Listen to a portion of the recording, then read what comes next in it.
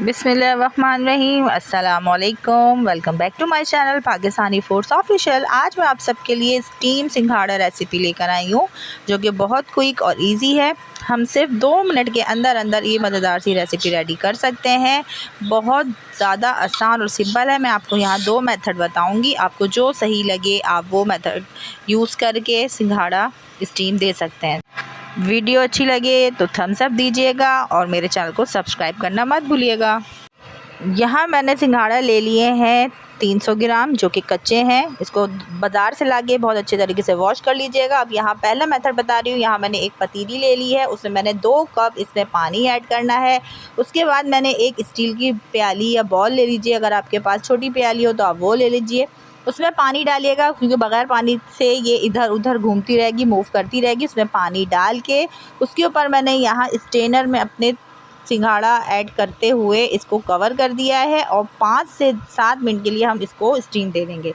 ये पहला मेथड था। दूसरा मेथड ये है कि हमने एक लेना है कुकर, कोई रफली आपके पास कुकर हो तो वो ले लीजिएगा। उसमें सिर्फ हाफ़ कप हमने पानी ऐड करना है और अपने सिंघाड़ों को ऐसे ही ऐड कर देना है। अगर आपके पास स्ट्रेनर हो और इसमें आ सके तो आप रख दीजिएगा, वरना आप इसको ऐसे भी रख दीजिएगा। उसके बाद आप इसको कवर करेंगे।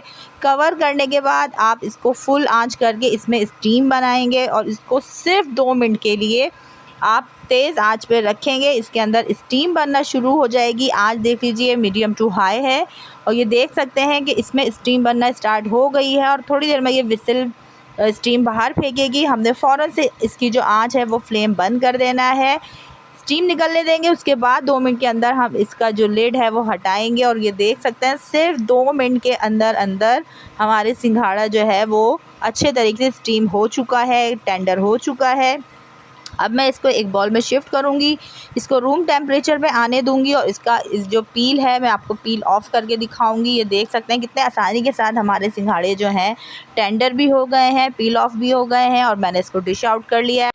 इसके बाद मैंने इसमें half tea spoon chaat masala शामिल किया है और साथ ही मैंने नींबू का रस भी इसमें ऐड किया है। इस तरीके से सिंघाड़े का टेस्ट बहुत लाजवाब हो जाता है। मैंने आपको दोनों मेथड से सिंघाड़ा स्टीम करना बता दिया है। आपको जो पसंद आए, जो आपको सहूलत हो, आप उस ऑप्शन पे जाके बहुत मज़ेदार से सिंघाड़े स्टीम दे सकते हैं। इस पॉइंट पे आपको मेरी रेसिपी अच्छी लगी है तो काइंडली मेरे चैनल को सब्सक्राइब करें, लाइक करें, शेयर करें। अल्लाह हाफ़िज़।